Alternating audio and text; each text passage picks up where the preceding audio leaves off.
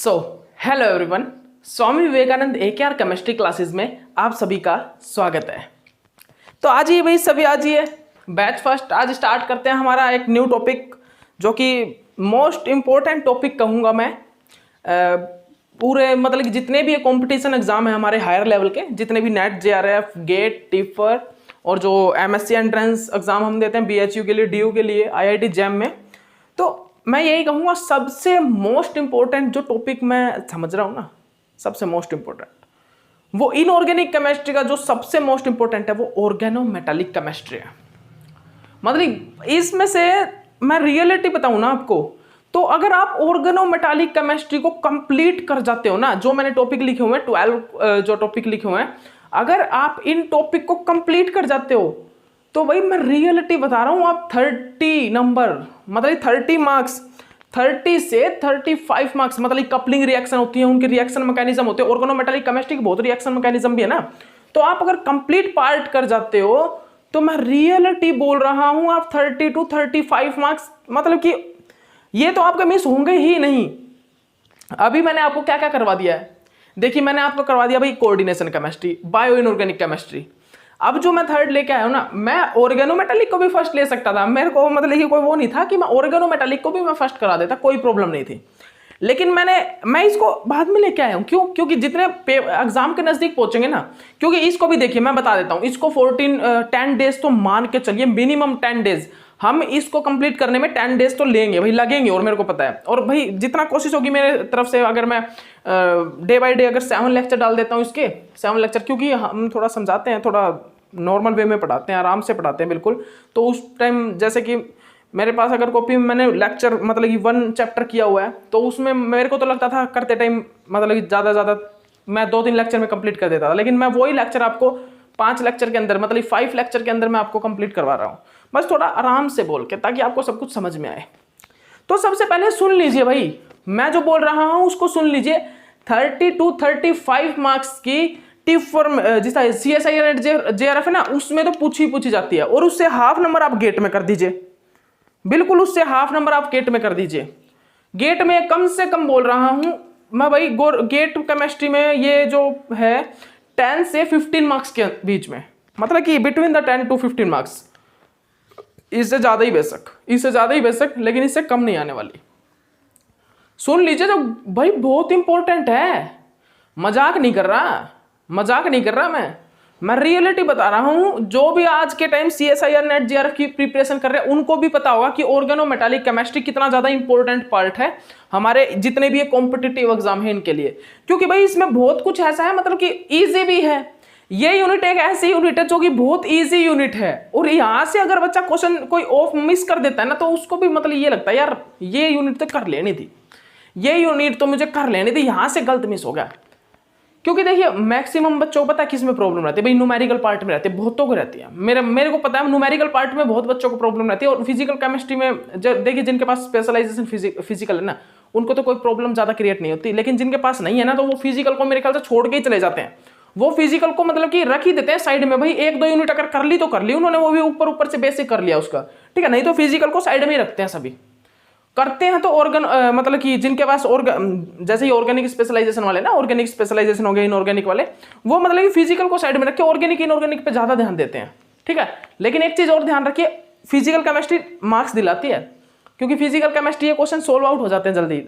बस उनको क्या समझना है, उन क्वेश्चन को सिर्फ माइंड में देखे और थोड़ा मतलब कि जो लिखा हुआ हो ना, क्योंकि क्वेश्चन किसी भी लैंग्वेज में दे सकता है भाई, क्वेश्चन की लैंग्वेज भी चेंज कर सकते हैं, मतलब लैंग्वेज इंग्लिश ही रहेगी, लेकिन एक तो क्वेश्चन आपको डायरेक्ट दे दिया भाई ये चीज है, लेकिन उसमें कुछ आपको मतलब कि क्वेश्चन उलझ करके, वो बोले उलझे हुए मतलब गुफा में भेज देंगे आपको, और आपको और होगा क्वेश्चन उसी टाइप का जैसा आपने पढ़ रखा होगा, लेकिन बस उसमें थोड़ी सी क्वेश्चन में चेंज कर देंगे, जो उस क्वेश्चन में मतलब जो एक्सप्लेन किया हुआ उन्होंने, उसमें थोड़ी सी एक्सप्लेनेशन में चेंज कर देंगे वो, जिसके कारण आपको वो क्वेश्चन समझ में नहीं आ पाएगा।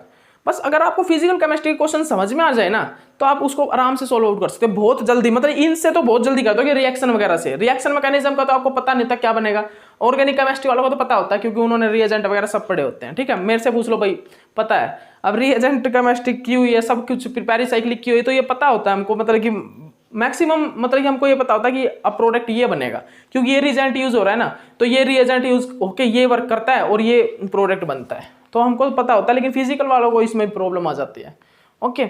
और स्पेशलाइजेशन वाले, लेकिन मैं ये बोलता हूँ कि भाई फिजिकल, ऑर्गेनिक, इनऑर्गेनिक, जब बच्चा एमएससी मास्टर में पढ़ता है ना, तो उसको ये जरूरी नहीं है कि वो सेकंड सेमेस्टर में ऑर्गेनिक स्पेशलाइजेशन पे है तो ओनली पूरा फोकस उसका ऑर्गेनिक पे हो, नहीं, उसका पूरा फोकस तीनों सब्जेक्ट पे होना चाहिए अगर उसको आगे पीएचडी करना है तो, अगर उसको रिसर्च में जाना है तो। ओके, तो चलिए आज ये बैच फर्स्ट हम करते हैं ऑर्गेनोमेटालिक केमिस्ट्री का इंट्रोडक्शन स्टार्ट। में इंट्रोडक्शन में कुछ इंट्रोडक्शन से पहले मैं आपको बता देता हूं, ऑर्गेनोमेटालिक केमिस्ट्री भाई एग्जाम में CSIR नेट JRF में, भाई जो हमारा CSIR नेट JRF है ना, जो हमारा CSIR नेट JRF का एग्जाम है, सुन लीजिए भाई, पहले ही सुन लीजिए, मैं बोल रहा हूं 35 मार्क्स, 30 से 35 मार्क्स की आराम से, मतलब कि बिल्कुल कह के बोल रहा हूं, और आती है भाई, हर बार पूछी जाती है। लेकिन भाई अब मतलब कि अब वो पहले की तरह इजी क्वेश्चन नहीं पूछे जाते, इजी क्वेश्चन नहीं पूछे जाते अब की बार, मतलब कि अब थोड़ा चेंज कर दिया भाई।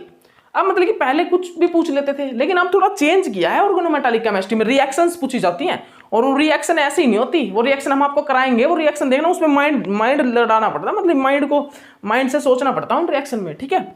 ओके, तो अब उसके बाद आया भाई गेट में क्या है, इसका हाफ कर दीजिए बस, आप इसमें 15 मार्क्स कर दीजिए, 10 to 15, क्योंकि 10 to 15 ही मार्क्स का आता है, मैंने देखा है 10 से 15 मार्क्स के बीच में, मतलब कि इसमें पूछ लिया जाता है 15, मैक्सिमम 15 मार्क्स का गेट में पूछ लिया जाता है, मैक्सिमम जो है 15 मार्क्स का पूछ लिया जाता है इससे, ऑर्गेनोमेटालिक केमिस्ट्री से, क्योंकि उसमें कितने नंबर के क्वेश्चन आते हैं, 1 मार्क्स का और 2 मार्क्स का, इतने क्वेश्चन आते हैं, इतने मार्क्स के, ठीक है, तो इतने नंबर की पूछी जाती है। बात रही हमारी टीफर की, तो वहां पर भी यहां से क्वेश्चन पूछे जाते हैं टीफर में, ठीक है। बात रही एमएससी की, एमएससी एंट्रेंस, भाई मोस्ट इंपॉर्टेंट यार, क्या बताऊं आपको, एमएससी एंट्रेंस में भी पूछी जाती है ऑर्गेनोमेटालिक केमिस्ट्री, बहुत ज्यादा पूछी जाती है एमएससी एंट्रेंस, BHU, DU और हमारे और भी ज्यादा यूनिवर्सिटी, IIT की यूनिवर्सिटी है जो NIT यूनिवर्सिटी, उनमें भी पूछी जाती है भाई, बहुत अच्छी यूनिवर्सिटी में, मतलब कि ये सारे पूछे जाते हैं बड़ी बड़ी यूनिवर्सिटीज में, ठीक है। हरियाणा यूनिवर्सिटी की बात करें, हरियाणा यूनिवर्सिटी में भी ऑर्गेनोमेटालिक केमिस्ट्री से क्वेश्चन पूछे जाते हैं, बहुत से पूछे जाते हैं।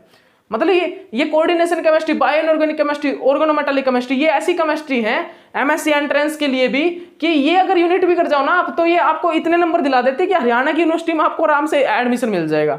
ये 3-4 यूनिट भी करने के बाद भी आप मतलब कि 25-30 नंबर ले लेते हो, और भाई 25 to 30 मार्क्स लेने के बाद मतलब कि आपको वो तो कोटे के साथ मिलता है, मतलब कोटा होना चाहिए, लेकिन नहीं तो मतलब कि भाई 40 मार्क्स है ना, 40 मार्क्स पे एडमिशन मिल जाता है, मेरे को जितना पता है 40 मार्क्स पे एडमिशन मिल जाता है। लेकिन भाई नेगेटिव मार्किंग होने के बाद, नेगेटिव मार्किंग नहीं होती ना, तो 100 में से लिस्ट जाती है 86, 79, 72, 75, 76, इस टाइप से जाती है, ठीक है। उसके बाद देखिए भाई UPSC geo scientist, UPSC geo scientist,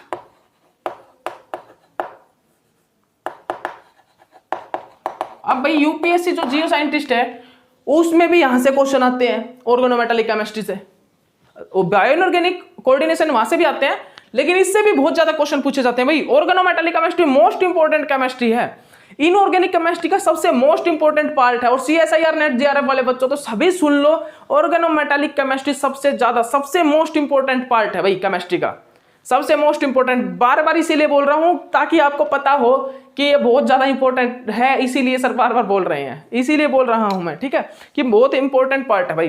देखिए CSIR NET JRF, GATE, TIFR, MSc entrance, UPSC geo scientist, PGT में भी क्वेश्चन आते हैं भाई, पीजीटी में याद रखिएगा, आजकल ओनली 12th का सिलेबस नहीं पूछा जाता, याद रखिएगा, ओनली 12th का सोच रहे हो आप, मास्टर्स हो आप, तो क्वेश्चन यहां से ही पूछ लिए जाते हैं, यहां से भी क्वेश्चन आ जाते हैं, ठीक है, ओके। तो उसके बाद आइए भाई, हम ये तो थी बात भाई कितने नंबर की, कितने मार्क्स की, मतलब कि ये हमारे एग्जाम में मतलब पूछे जाते हैं, इसके क्वेश्चन पूछे जाते हैं, कितने मार्क्स के पूछे जाते हैं, ठीक है, ये तो बात यहां से थी, ठीक है। अब हम बात करेंगे किसके बारे में, ऑर्गेनोमेटालिक जो हमारी केमिस्ट्री है ना, उसमें कितने पार्ट्स हैं, उसके कितने पार्ट्स हमको उसके स्टडी करने पड़ेंगे, मतलब कि इसको हमने कितने पार्ट्स में डिवाइड किया, मतलब कि कुछ एक पार्ट है वो सिलेक्टिव पार्ट्स है हमारे, अगर आप उन सिलेक्टिव पार्ट्स को भी स्टडी कर लेते हो ना, तो आपके अच्छे से अच्छे नंबर, आप मतलब अच्छे मार्क्स क्या, मतलब आप कंप्लीट मार्क्स ले सकते हो, ठीक है। तो सबसे पहला जो पार्ट है ना, वो तो है इंट्रोडक्शन। भाई इंट्रोडक्शन तो हर एक केमिस्ट्री का हमको देना पड़ता है। हर एक chemistry, bio inorganic coordination chemistry, chemical kinetics, thermodynamics, pericyclic, introduction तो हर एक केमिस्ट्री का हमको मतलब हर एक यूनिट का इंट्रोडक्शन तो सबसे पहला पार्ट ही होता है, ठीक है। उसके बाद है भाई classification of organometallic chemistry, classification of organometallic chemistry. उसके बाद है हेप्टेसिटी एंड डेंटिसिटी। भाई क्वेश्चन आता है, पहले बता दें तो 2 नंबर का हेप्टेसिटी और डेंटिसिटी से क्वेश्चन पक्का याद रखना। हेप्टेसिटी और डेंटिसिटी से क्वेश्चन पक्का क्वेश्चन आता है। पता है ना आपको हेप्टेसिटी डेंटिसिटी कितने डोनर साइट कितनी प्रेजेंट है, ठीक है, मतलब कितनी डोनर साइट प्रेजेंट है, कितनी डोनर साइट इलेक्ट्रॉन डोनेट कर रही हैं, ये क्वेश्चन याद है ना आपको, पता होगा। हेप्टेसिटी डेंटिसिटी मतलब कितनी डोनर साइट डायरेक्ट मेटल को इलेक्ट्रॉन डोनेट कर रही हैं, direct. Hapticity denticity most important topic है भाई। उसके बाद लिगैंड इलेक्ट्रॉन कंट्रीब्यूशन। भाई लिगैंड जो है वो कितना इलेक्ट्रॉन कंट्रीब्यूशन कर रहा है मेटल के साथ, मतलब मान लीजिए लिगैंड भाई 1 इलेक्ट्रॉन देता है तो 1 इलेक्ट्रॉन कंट्रीब्यूट कर रहा है, 2 देता है 2 इलेक्ट्रॉन कंट्रीब्यूट कर रहा है। तो भाई यही ligand electron contribution, this is a most important topic, बहुत इंपॉर्टेंट टॉपिक है भाई, लिख लेना आप, मैं पहले बता रहा हूं, ये इंट्रोडक्शन पार्ट है, इसको आप नोट डाउन कर ले जल्दी। Effective atomic number 18 electron rule, ionic method और कोवेलेंट मेथड। हमें क्या करना है, हमें भाई इफेक्टिव एटॉमिक नंबर देखना है सबसे पहले। तो इफेक्टिव एटॉमिक नंबर क्या भाई, पहले तो होता था ऑक्टेट रूल, मैं सभी इंट्रोडक्शन दूंगा आपको। पहले तो ऑक्टेट रूल आया था, उसके बाद ऑक्टेट रूल के बाद मतलब कुछ एक स्पीसीज थी जिनमें 8 इलेक्ट्रॉन से ज्यादा होने के बाद ना, जिन स्पीसीज में 8 इलेक्ट्रॉन से ज्यादा थी इलेक्ट्रॉन फिर भी वो स्टेबल थे, उस टाइम पे हमारा एक न्यू रूल आया कि 18 इलेक्ट्रॉन रूल। उस टाइम पे हमारा 18 इलेक्ट्रॉन रूल, 16 इलेक्ट्रॉन रूल, ये रूल हमारे क्रिएट हुए, डिस्कवरी हुई इन रूल की, जिसके अकॉर्डिंग हमें पता लगा कि भाई जो 8 इलेक्ट्रॉन जिस स्पीसीज में लास्ट सेल में, और कुछ एक स्पीसीज ऐसी हैं जिनमें 8 से भी ज्यादा इलेक्ट्रॉन प्रेजेंट हैं लास्ट सेल में, तो वो भी स्टेबल हैं। तो ठीक है, उसके बाद हमारा जो है 18 इलेक्ट्रॉन रूल आया, और वो आयोनिक मेथड और कोवेलेंट मेथड में ये सभी चीज मैं आपको बता दूंगा। आयोनिक मेथड क्या होता है, कोवेलेंट मेथड क्या होता है, सभी बताएंगे। आयोनिक मेथड में भाई सीधी सी बात, आपको लग रहा होगा कि आयन बनेंगे, करेक्ट है बिल्कुल, मेटल पे पॉजिटिव चार्ज और लिगैंड पे नेगेटिव चार्ज, बिल्कुल करेक्ट है, और न्यूट्रल वाले में कोवेलेंट बॉन्ड बनेगा, ठीक है, ओके, बिल्कुल करेक्ट है, आपको मैं बता दूंगा, सभी चीजें बताएंगे, टेंशन मत लीजिए, नो टेंशन।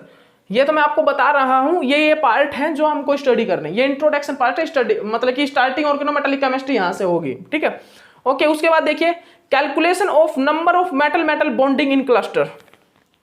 क्या भाई, calculation of number metal metal bonding in cluster. भाई हमें कैलकुलेट करना है, हमें मेटल मेटल बॉन्ड जो होते हैं ना, हमारे जो मेटल मेटल बॉन्ड होते हैं उनको कैलकुलेट करना है, जो हमारे मेटल मेटल बॉन्ड है उनको हमें क्या करना है भाई, कैलकुलेट करना है, याद रखिएगा, ठीक है, ओके। उसके बाद हमारा भाई क्या है, structure of HNCC, high nuclear carbonyl cluster. HNCC में क्या है भाई, हाई न्यूक्लियर कार्बोनाइल क्लस्टर। हमारे मतलब कि हाई न्यूक्लियर कार्बोनाइल क्लस्टर मतलब बहुत से न्यूक्लियर होंगे और एक कार्बोनाइल का क्लस्टर होगा, बहुत सारे मतलब कि वहां पर न्यूक्लियाई मतलब कि बहुत सी होंगी, मेटल न्यूक्लियन जो वो मोर देन 4 होंगी, मेटल न्यूक्लियाई जो है मोर देन 4 होंगी, और मोर देन मतलब लेसर देन 4 है तो वहां पर मतलब कैलकुलेट हम मेटल बॉन्ड भी चेक करेंगे, लेसर देन 10 भी होती है भाई, क्यों नहीं होती, लेसर, सॉरी 10 नहीं, लेसर देन 4, लेसर देन मतलब कि जैसे कि किसी में 2 मेटल है, ठीक है, किसी में 2 मेटल है, किसी में 1 मेटल, किसी में 3, किसी में 4, इससे कम कम जो होंगी ना वो तो मतलब कि लोअर न्यूक्लियाई क्लस्टर कहलाएंगे। लेकिन HNCC कौन सी कहलाती है, जो हमारे हाई न्यूक्लियर कार्बोनाइल क्लस्टर जिसमें मेटल अमाउंट ज्यादा होती है, 4 से ज्यादा मेटल होते हैं, जिसमें 4 से ज्यादा मेटल होते हैं, ठीक है। उसके बाद मेटल कार्बोनाइल में वो आ जाएंगे जो मैं आपको बता रहा हूँ ना, 1 2 3 और 4 कार्बन मतलब कि मेटल न्यूक्लियाई हो, जहां पर वो मेटल क्लस्टर में आ जाएंगे, ठीक है, ओके।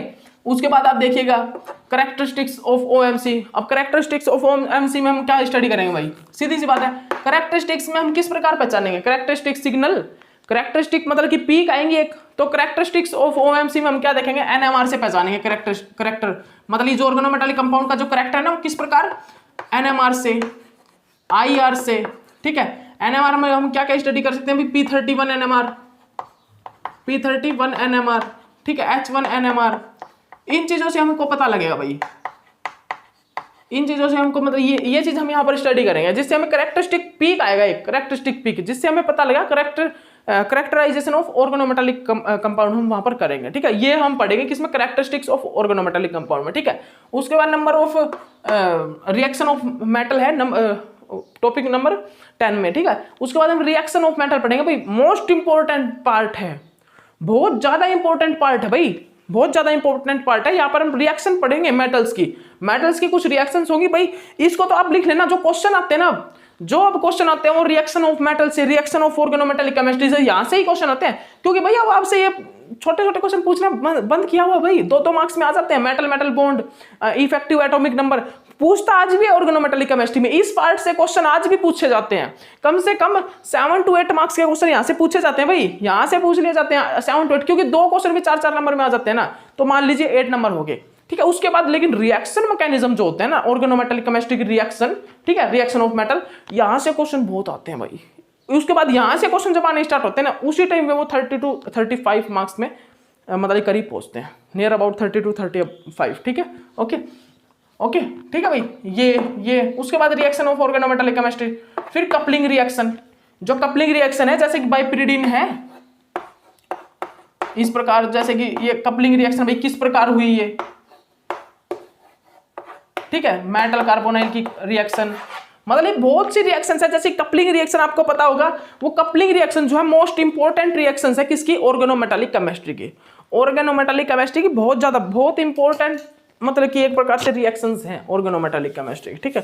तो देखिए मैं आपको इतना अभी आपको मैंने इंट्रोडक्शन मतलब कि एक प्रकार से ये बता दिया है, ऑर्गेनोमेटालिक केमिस्ट्री का इंट्रोडक्शन नहीं है ये, मतलब कि कितने पार्ट्स, कितने मतलब टॉपिक होंगे जो ऑर्गेनोमेटालिक केमिस्ट्री में हम स्टडी करेंगे, ठीक है। अब आप देखिए ऑर्गेनोमेटालिक केमिस्ट्री का मीन्स तो आप सभी जानते होंगे, जितने भी आप मास्टर्स में हो और हमारे ग्रेजुएशन के स्टूडेंट हैं वो सभी आप मतलब जानते हो कि ऑर्गेनोमेटालिक केमिस्ट्री क्या होता है भाई। क्या होता है ऑर्गेनोमेटालिक केमिस्ट्री? जनरली क्या होता है भाई, मेटल के साथ ना, मेटल के साथ कोई भी हाइड्रोकार्बन्स प्रेजेंट हो, मतलब कार्बन जो हमारा ऑर्गेनोमेटालिक मतलब किसको बोलते हैं हम, एक ऑर्गेनिक कंपाउंड है ना, एक ऑर्गेनिक कंपाउंड, वो एक ऑर्गेनिक कंपाउंड जो है, जैसे कि कार्बन, ऑर्गेनिक कंपाउंड हम किस चीज को बोलते हैं, जिसमें हाइड्रोकार्बन प्रेजेंट हो। तो कार्बन की बॉन्डिंग अगर डायरेक्ट मेटल के साथ होगी ना, अगर कार्बन की बॉन्डिंग डायरेक्ट मेटल के साथ होगी तो उस कंपाउंड को हम ऑर्गेनोमेटालिक केमिस्ट्री बोलते हैं, उस कंपाउंड को हम ऑर्गेनोमेटालिक कंपाउंड बोलते हैं। अगर कार्बन की बॉन्डिंग डायरेक्ट मेटल के साथ हो उस कंपाउंड को हम ऑर्गेनोमेटालिक कंपाउंड बोलते हैं, ठीक है। अब भाई बहुत से एक्सेप्शनल केस भी आए कि भाई कुछ एक एक्सेप्शनल केस हैं, जैसे कि हमारा कार्बाइड है, Na2CN है, सॉरी NaCN है, कार्बाइड SeAC2, ठीक है। ये इस टाइप से हमारे सामने क्वेश्चन आए जिन्होंने भाई ये बताया कि भाई ये ऑर्गेनोमेटालिक कंपाउंड नहीं है, लेकिन मेटल के साथ डायरेक्ट कार्बन की बॉन्डिंग है, मेटल के साथ डायरेक्ट कार्बन की बॉन्डिंग है। तो सब्र रखिए, सभी क्वेश्चन आपके सामने आने वाले हैं। नेक्स्ट लेक्चर में हम आपके सामने सभी ये जो कंफ्यूजन है आपकी, वो सभी ऑर्गेनोमेटालिक की, जो ऑर्गेनोमेटालिक केमिस्ट्री की जितनी भी कंफ्यूजन है, हम नेक्स्ट लेक्चर में आपकी वो सभी कंफ्यूजन माइंड से दूर कर देंगे। वो सभी कंफ्यूजन आपके दूर हो जाएंगी कि ऑर्गेनोमेटालिक केमिस्ट्री में जितनी भी आज तक आपकी कंफ्यूजन है और जितनी भी आपको, मान लीजिए आपने भाई शॉर्ट ट्रिक नहीं की हुई, आपको यहाँ पर कंप्लीट शॉर्ट ट्रिक के साथ आपको मेटल मेटल बॉन्ड, ये जितने भी मेटल क्लस्टर है इनकी शॉर्ट ट्रिक बताई जाएगी, सब कुछ बताया जाएगा। यहाँ पर कोई मतलब कि एक लॉन्ग मेथड होते हैं ना, उन लॉन्ग मेथड से कुछ नहीं करवाया जाएगा, शॉर्ट ट्रिक भी यहाँ पर यूज की जाएंगी, ठीक है, जिनसे आपको बहुत हेल्प मिलेगी। मैं मानता हूँ भाई जैसे एग्जाम होते हैं ना, CSI नेट JRF गेट, ये मतलब ये बड़े एग्जाम जो हैं कॉम्पिटिटिव एग्जाम, इनमें शॉर्ट ट्रिक चाहिए होती है, क्योंकि आप भाई लॉन्ग मेथड से क्वेश्चन निकाल मतलब कि फाइंड आउट करने लगे, कैलकुलेट करने लगे किसी वैल्यू को, तो भाई टाइम लग जाएगा बहुत। और हमको एक क्वेश्चन में मैक्सिमम से मैक्सिमम बोल रहा हूँ 4 मिनट, बस 3 आवर का अगर क्वेश्चन होता है ना, तो मैक्सिमम से मैक्सिमम एक क्वेश्चन को आप 5 मिनट ही दो। एक क्वेश्चन को 5 मिनट दोगे ना, उस टाइम पे मानना कि हाँ अब ठीक है, क्योंकि भाई सोचना होता है कि क्वेश्चन का आंसर ठीक है या नहीं, सब कुछ लगाना होता है, तो 5 मिनट बहुत होते हैं। और जो बिल्कुल ही आसान ईजी हो उसमें भाई 1 मिनट में मतलब वो करके साइड में रख दो उस क्वेश्चन को, जिसमें ज्यादा टाइम लग रहा है तो उसको कोशिश करो कि जल्दी जल्दी आप सोल्व आउट करो। लेकिन अगर टाइम अगर 2 मिनट to 4 मिनट अगर एक्स्ट्रा भी लग जाता है तो कोई प्रॉब्लम नहीं, लेकिन वो क्वेश्चन ठीक हो, ठीक है। अगर क्वेश्चन गलत हो गया तो नेगेटिव मार्किंग में चले जाओ, मतलब नेगेटिव मार्क हो जाएगा, फिर उसके बाद प्रॉब्लम आपकी है, वो प्रॉब्लम आपको होगी, नेगेटिव मार्क्स भी गया, क्वेश्चन भी गलत हो गया, ठीक है। और जो क्वेश्चन ठीक है उसमें से नंबर एक कट गया, ठीक है, कट हो गया 1 नंबर, ठीक है, तो वो देख लेना आप, ठीक है। ओके तो चलिए ठीक है, अब नेक्स्ट लेक्चर में आपकी सभी जितनी भी प्रॉब्लम है हमारे ऑर्गेनोमेटालिक केमिस्ट्री की वो सारी दूर होने वाली है। भाई आइए जल्दी आइए, ऑर्गेनोमेटालिक केमिस्ट्री करते हैं। और जो आपको ये प्रोवाइड करवाया जा रहा है, मैं आज भी बोल रहा हूं, ये ऐसा वैसा मत मानना इस कोचिंग को। आपको ये जितने भी टॉपिक और अच्छे से करवाए जा रहे हैं, ये सभी IIT से हैं, ये सभी मतलब कि हमने भी ऐसे वैसे स्टूडेंट से, या ऐसे वैसे मतलब कि स्टूडेंट नहीं बोलूंगा, मेरे गुरुजी बोलूंगा, ऐसे वैसे कोई भी नहीं है वो, ऐसे ही किसी से नहीं पढ़े हम भी, सभी डॉक्टरेट हैं वो, जिनसे भी हमने स्टडी किया है वो सभी डॉक्टरेट हैं, तो हमने भी मतलब किसी अच्छे से ही स्टडी ली है और फिर आपको वो स्टडी प्रोवाइड करवाई जा रही है, ठीक है। ऐसे ही मतलब हमने भी स्टडी नहीं की, ठीक है। तो ऐसे ही नहीं पढ़ा रहे हम, ऐसे ही आपके सामने मतलब कि CSI नेट JRF और UPSC जियो साइंटिस्ट नहीं बोला, और ऐसे ही आपको हम फ्री कोचिंग। देखिए मैं आपको बात बताता हूँ, मेरे को सब्सक्राइबर से कोई लेना देना नहीं है, मैं रियलिटी बता देता हूँ। मेरे सब्सक्राइबर, बल्कि मतलब कि मेरे को एक दो दिन ये होता है कि यूट्यूब स्टूडियो पे भाई मेरे भाइयों ने किया, वो चैनल चलाते नहीं, कहाँ पे चलाने का वो है यार, बस कर दे। तो कई बार मेरे को दिखता है यूट्यूब स्टूडियो में कि मतलब मेरे सब्सक्राइबर डिक्रीज हो जाते हैं अपने आप, डिक्रीज। कभी मेरे मतलब कि अभी 100 अबो हो गए थे अभी, तो मेरे को दिखते हैं भाई 55 आ गए। तो मेरे को कोई, मैं ज़्यादा टेंशन लेता, मैं मतलब ज़्यादा भड़क नहीं लेता इनकी सब्सक्राइबर की, क्योंकि मेरे को ज़्यादा मतलब कि इससे कमाई नहीं करनी। मेरे को सिर्फ आप तक एक मतलब कि मेरे को एक पाथ चाहिए, मेरे को एक पाथ चाहिए जहां से मैं आपको मतलब कि कोचिंग प्रोवाइड करवा दूं। बस मैं घर पे रह के आपको कोचिंग प्रोवाइड करवा दूं, जितने भी स्टूडेंट हैं जिनकी फाइनेंशियल कंडीशन थोड़ा ठीक नहीं है, बस मेरे को यही है। अपना कोई चीज में वो लेना देना नहीं है। मैंने आपको पहले भी बता दिया, जिस दिन मेरे को कमाई करनी होगी ना, जिस दिन मेरे को रुपए ही कमाने होंगे, मैं उस दिन मार्केट में निकल जाऊंगा, मैं मार्केट में उस दिन निकल जाऊंगा, बेशक से मुझे कितने भी दे मेरे को, लेकिन अपने आप पर मेरे को विश्वास है कि मैं जितना मैं चाहूंगा ना मैं उतना कमा लूंगा, मेरे को अपने आप पे मतलब इतना विश्वास है। लेकिन मैं अभी आपके लिए कोचिंग फ्री प्रोवाइड करा रहा हूं, तो उसका बेनिफिट उठा लीजिए। आज भी बोल रहा हूं, क्योंकि मैं फ्री मतलब फ्री चैनल आपके लिए लेके आया हूं, तो उसको बेनिफिट उठाइए, पूरा उठाइए, क्योंकि मैं आपको एक एक लेक्चर एक एक कंसेप्ट के साथ आपको बता रहा हूं। ओके, तो चलिए ठीक है, ओके बाय।